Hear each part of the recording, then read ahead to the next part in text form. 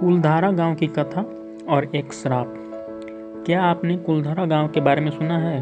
राजस्थान का यह गांव काफ़ी ज़्यादा प्रसिद्ध है। इस गांव में आपको इंसान नहीं, सिर्फ खाली घर और खंडहर दिखेंगे।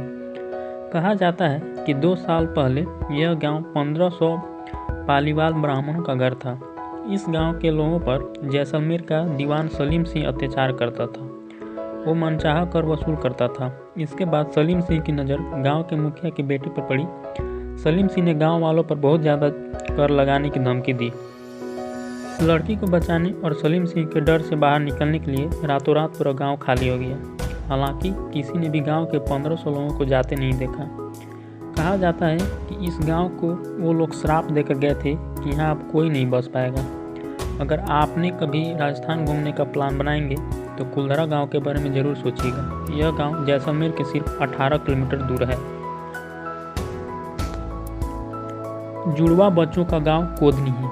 केरल का एक गांव जहां के रहस्य को विज्ञान भी नहीं सुलझा पाया।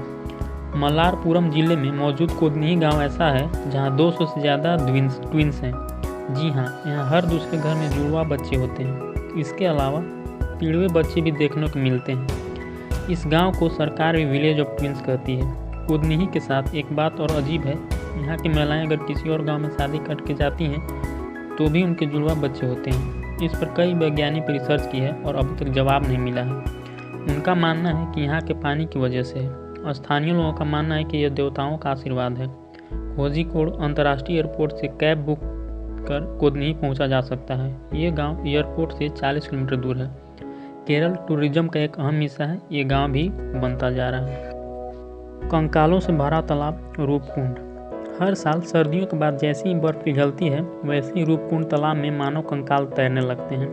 16,500 फीट की ऊंचाई पर मौजूद इस तालाब को 1942 में ढूंढा गया था। तब से लेकर अब तक ये गांव एक रहस्य बना हुआ है। रूपकुंड तालाब में कई फोरेंसिक और रेडियो कार्बन टेस्ट किए गए हैं और वैज्ञानिकों का मानना है कि यहाँ मौजूद कंकाल कम से कम 12 साल पुराने हैं। किसी को नहीं पता कि ये यहाँ कैसे आए। लोक कथा कहती है कि यह कन्नौज राज जसोदवल और उनकी प्रेग्नेंट रानी और उन सभी नौकरों का काफिला है जो नंदा देवी के दर्शन को निकले थे, लेकिन रास्ते में तूफान की चपेट में आ गए। परिंदों के आत्महत्या करने की जगह जंतिका। असम में एक छोटा सा गांव है जतिंगा। इसके बारे में ज़्यादातर किस्से यहाँ के स्थानीय लोग सुनाते हैं। इसके अलावा आपको इसके बारे में कई आर्टिकल पढ़ने को मिल जाएंगे। इस हरे भरे इलाके में हर साल मानसून के अंत में एक अजीबोगरीब वाक़या होता है। सूरज ढलने के बाद यहाँ हजारों की संख्या में पक्षी एक एक करके मरने लगते हैं। ये हर दिन होता है और स्थानीय निवासियों के अनुसार यहाँ पर बुरी आत्माओं का साया है। वैज्ञानिकों का मानना है कि शायद पक्षी कोहरे की वजह से ठीक से देख और महसूस नहीं कर पाते और इसलिए वो पेड़ों से टकरा कर मर जाते हैं। पर फिर भी ये कोई नहीं जानता कि आखिर हर साल कई दिनों तक एक ही जगह पर ऐसा क्यों होता है। असम के सिलचर एयरपोर्ट से जगह सिर्फ 100 किलोमीटर दूर है। डूबने वाला चर्च सेठीहाली।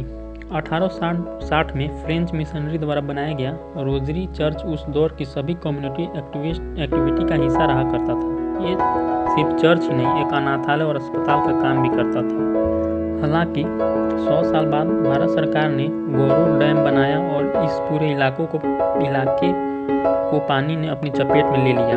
अधिकतर इमारतें गिर गई और मलबा बन गया। लेकिन इतने सालों में भी हर साल ये चर्च गर्मियों में पानी कम होने पर दिखता है और उसके बाद दोबारा पानी में लीन हो जाता है। अभी तक ये चर्च एक बेंगलुरु के पास फेमस टूरिस्ट स्पॉट बना हुआ है और कई लोगों को आस्था का केंद्र भी बन चुका है। अगर आप यहाँ जाना चाहें तो बेंगलुरु अंतर्राष्ट्रीय एयरपोर्ट के सेठीहाली 80 किलोमीटर दूर है।